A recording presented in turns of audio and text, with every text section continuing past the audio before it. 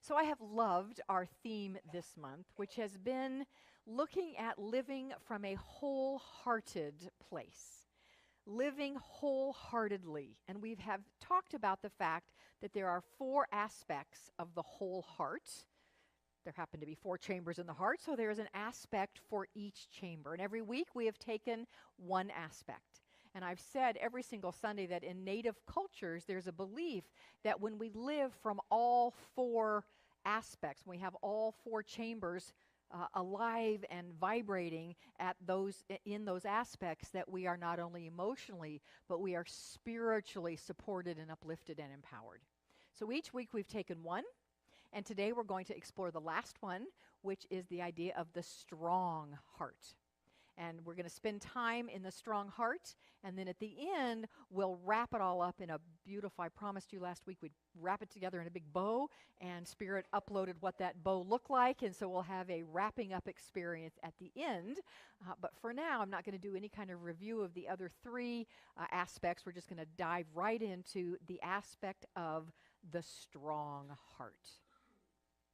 So, what is a strong heart? Well, we could say that a strong heart is bold and brave and courageous and daring, fearless, resilient. Those would all be beautiful aspects or qualities of a strong heart.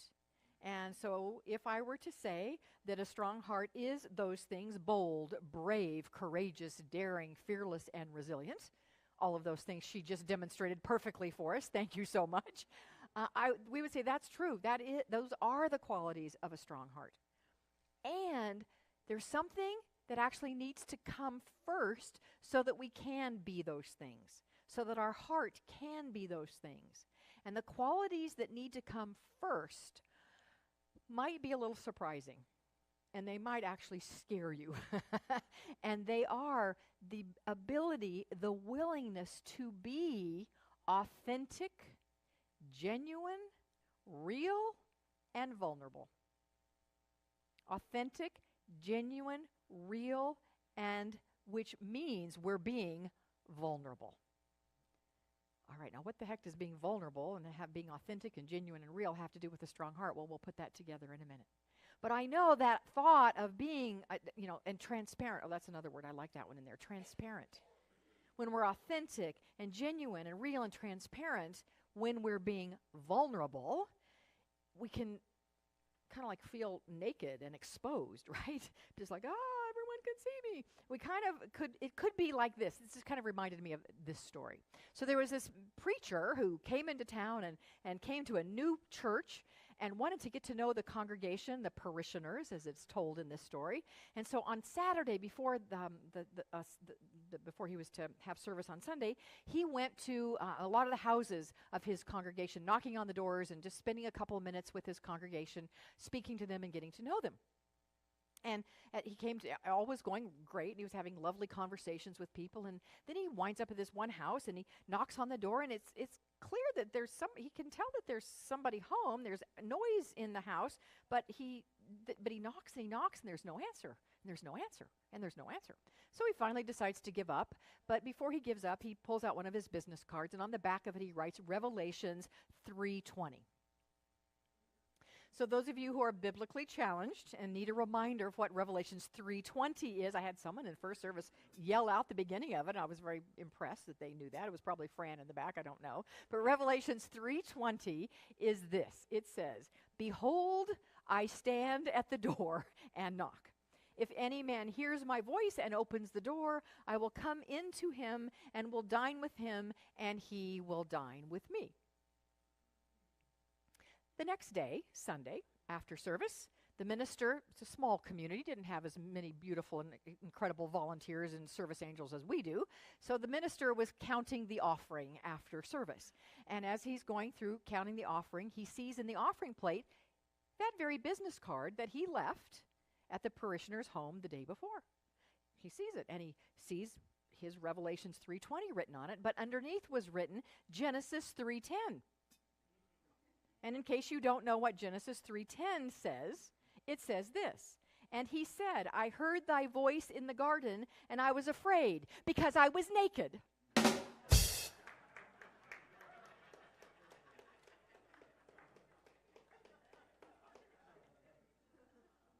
Okay, so I don't mean that kind of feeling naked. I don't mean that kind of naked. But we might feel spiritually naked. See, it did fit, right? It did fit right in there. Being authentic and real and transparent and genuine, or being vulnerable, can feel like we're spiritually naked because we're out there for everyone to see. And we worry about what people will say. There's great scientific research around the power of being spiritually naked, of being vulnerable. And it's done by, many of you know this woman. She's amazing. Her name is Brene Brown. Yes, who's seen TED Talks or read her books? Yes, many of you have. If you have not heard her speak or watched her, just Google her and watch one of her many, many TED Talks. They're amazing. And I went on her website just to get a little information about her, and there's 2 paragraphs, short paragraphs, clearly written by her. And the first one says the official line, and the second one says the bottom line. And she has a very quirky, funny sense of humor. I want to read you each of them just to get you a sense of her and her work. So the official line is this: I'm a research professor at the University of Houston, where I hold the Huffington endowed chair. I've spent the last 16 years studying courage, vulnerability, empathy, and shame. I'm the author of 4 books: The Gifts of Imperfection, Daring Greatly, Rising Strong, and Braving the Wilderness. And then this is the bottom line. Are you ready for her quirky sense of humor and bottom line? She says, I believe that vulnerability, the willingness to be all in, even when you know it can mean failing and hurting, is brave. I also do not believe that cussing and praying are mutually exclusive. And I absolutely believe that the passing lane is only for passing. All right, so those are the things that are important to her, so now we know. The thing that is important to me in that is what she says: I believe that vulnerability, and that's not just her belief, that is based on scientific research. I believe that vulnerability, the willingness to be all in, even when you know it can mean failing and hurting, is brave. I love that. So she suggests that when we are vulnerable, we feel alive, we feel connected, and we are absolutely strong. So her research also shows, however, that we will pretty much do anything not to be that. And we will put up an armor around us that has a particular face to prevent us from having to be vulnerable, thinking that keeps us strong, that makes us strong, when paradoxically it does the exact opposite. It doesn't make us strong at all. In fact, it weakens us, and it also doesn't make us as happy, joy-filled, or connected. And in Daring Greatly, she speaks a lot, in her book Daring Greatly, she speaks a lot about this armor.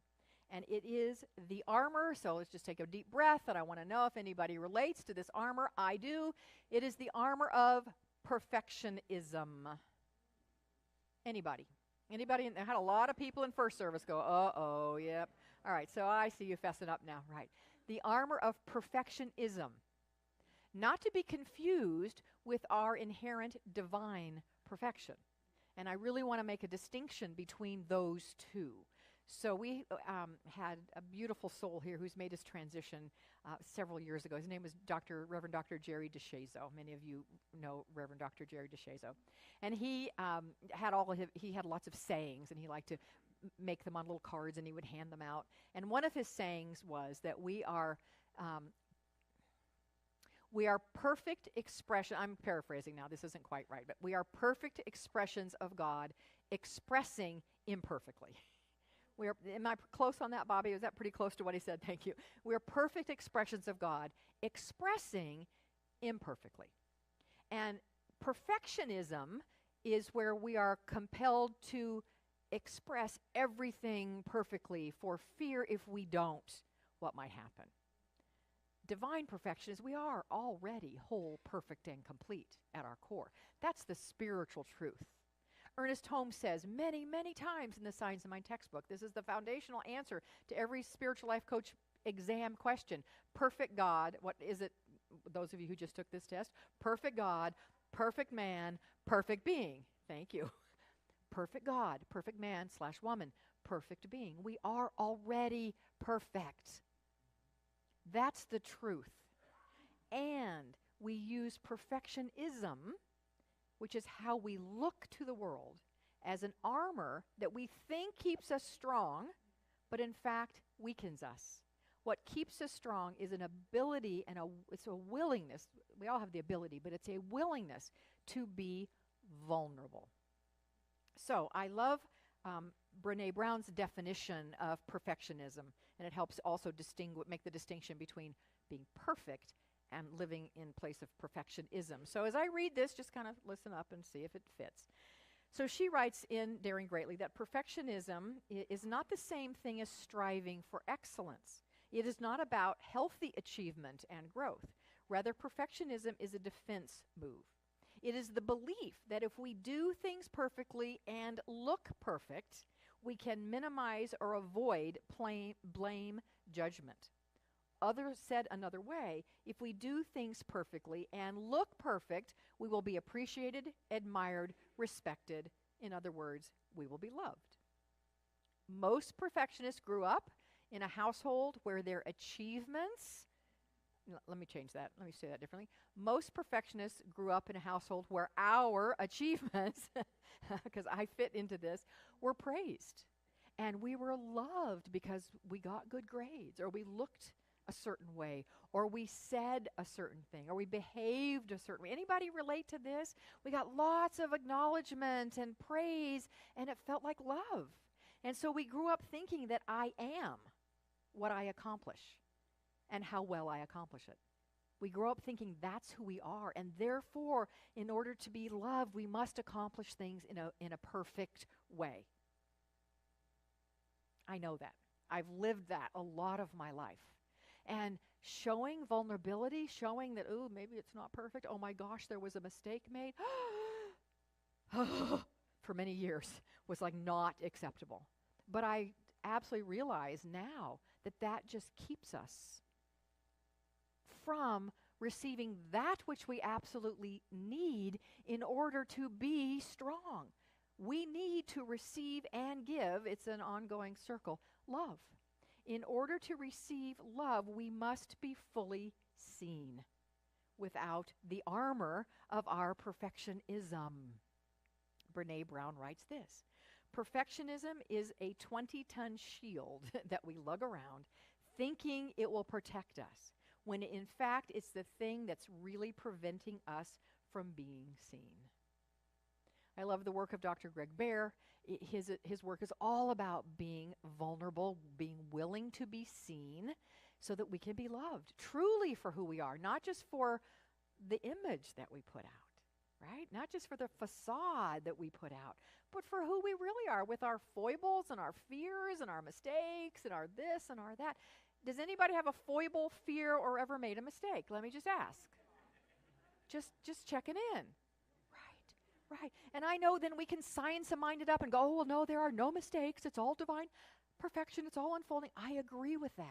I agree that everything is an unfoldment for our evolution, and everything comes to us for the expansion of our soul. I believe that 100%. And in the humanness, we have fears, and we do things that maybe are less than smart. And it's when we're willing to speak about them and share them that we open up and become brave and bold and daring and fearless and resilient and courageous and all those things that the strong heart is. Does that make sense?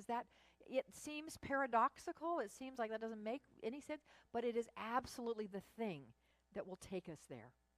Because it is the thing that allows us, we're going to circle back to our very first concept, which is an open heart.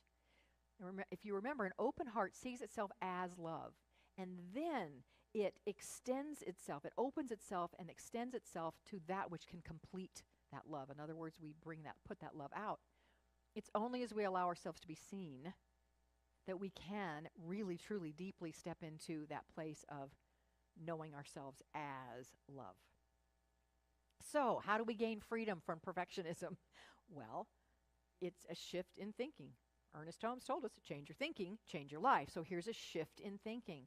Shifting from the question that we ask ourselves all the time, not consciously perhaps, but it's underneath the perfectionism, and the question is, what will people think? Right? What will people think if they knew this about me? Shifting from what will people think to I am enough. Oh no, scratch that. I am more than enough, exactly as I am. And I'm willing to show you who I am. Breathe into that. I'm going to say it again. The way to shift out of perfectionism and to build that strong heart is to move away from what will they think, scratch that, erase that from our thought process, and move into I am more than enough, exactly as I am, and I'm willing to show it. So we have a perfect place here for you to be able to show it. And I'm going to give you an assignment, some of you an assignment. This won't apply to all of you. You'll get this different assignment. Those of you who are in a CLF circle right now, and CLF in this case does not stand for Creative Living Fellowship. Instead, it stands for Care, Love, and Friendship. If you are involved in a circle right now, and your circle still is going to meet one more time this year before we reconvene after the first of the year and do a little reconfiguring and invite new people in. So if you're interested in learning about a circle, in a minute I'll have some folks stand that you could ask, but if you want that, you can fill out an application and get in a circle. But if you are in a circle that is still meeting before the end of the year, this is your assignment. Are you ready? And if I have circle leaders, pay attention, because this is what you're going to lead your group into, is being willing to share something that is vulnerable. Ooh, to expose yourself in some way. Not like the woman in the passage, but to be authentic and genuine about something. It doesn't have to be the biggest, deepest, darkest secret that you have. Just something that you have not shared with someone because you were afraid of what they would think if they knew. So if you're not in a circle, or your circle is already met for the year and it's not meeting in December, is already wrapped up for the year and not meeting in December, you're not off the hook. You still get to do this. You have friends, you have family, you have somebody in the next month you're going to talk to. Be vulnerable to them. Be willing to say something that you're afraid they might think something about you if you said it. That's the exact thing to say. That's the authentic, genuine, real, transparent thing to say. So take a deep breath. So why are these the qualities of a strong heart? Because when you are these, your heart gets so strong. It gets so strong. So back to our circles. If you are a circle leader or a leader champion or a director, would you stand so everyone can see who you are and we can love on you and acknowledge you as well? Let's acknowledge these people first of all. Oh my golly. So circle these. If you are interested in, stay standing just for a second so people can look around. If you are interested in learning about circles, what happens in them, how do they work, any one of these people you can come talk to after service, and they would be happy to describe, wouldn't you? Yes, say you would. You would all, yes, we would be happy to describe what a circle is. All right, thank you very much for your loving service and for facilitating and supporting this beautiful experience. So, we're going to wrap it up, bring it together in a very personal way. We're going to review our 4 qualities of the full heart, the open heart, the whole heart. We'll review all 4 qualities in a very prayerful way. Because in Native culture, it is suggested that every day we ask ourselves these questions. Today, is my heart open? Today, is my heart clear? Today, is my heart full? Today, is my heart strong? Those are the 4. Open, clear, full, strong. Going to do a prayerful review of those for each of you. And in that prayerful review, I'm going to invite you into a question. Today is my heart. And if one of those pops up in your mind and in your heart as, wow, I could use some support in that area. And the greatest support that we give here, spiritual support, is prayer.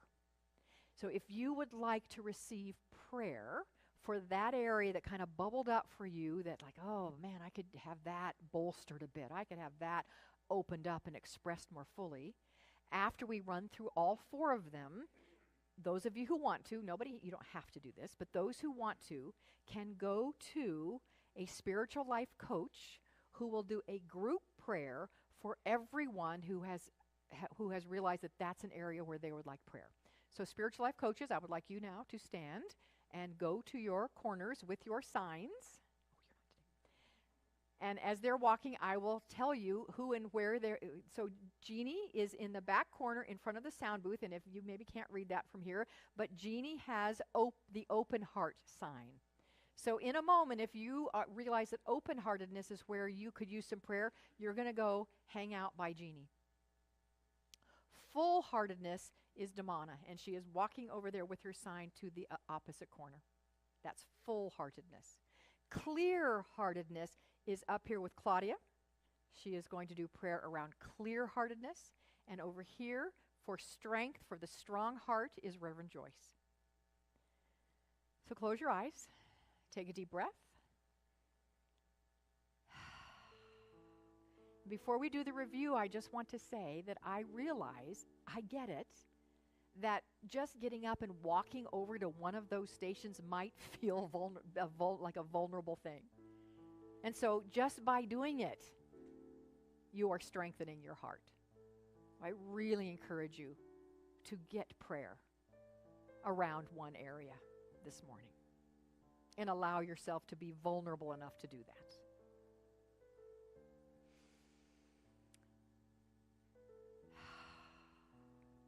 So our first question is, today, is my heart open?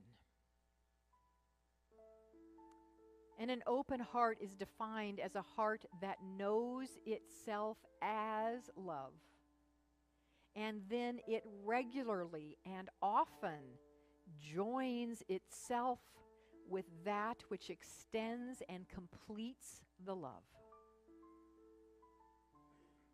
Is my heart open? Do I know myself as love? And then do I put myself out there to join my love with that which extends and completes it in that circle of giving and receiving love?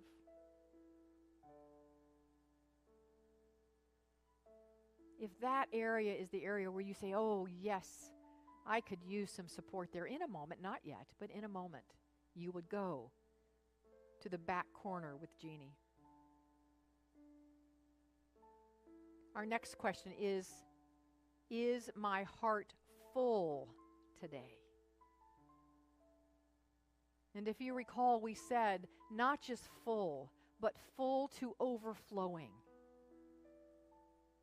So is my heart full to overflowing today so that I am generous and that I am fully engaged in the act of living? That is what a full to overflowing heart does. It is generous and it is fully engaged in the act of living.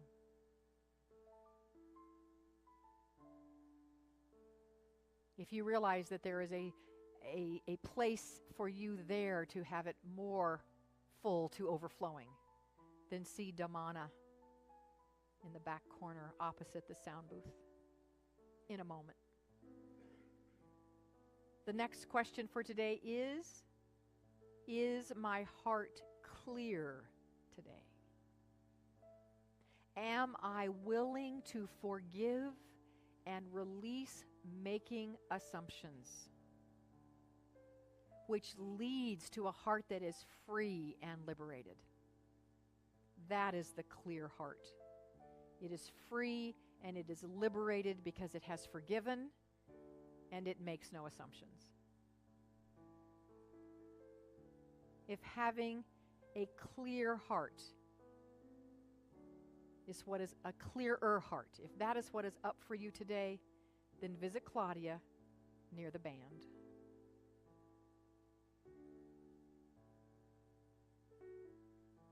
Finally is our strong heart. Our heart that is transparent, authentic, genuine, real. In other words, willing to be vulnerable. Knowing that that creates a bold and brave, courageous, daring, fearless, and resilient heart. Would you like prayer support in strengthening your heart today? If so, see Reverend Joyce by the alcove. And so as we stay in beautiful silence, those of you who are called to a corner, please go now. And you will receive, once you all arrive, a beautiful group prayer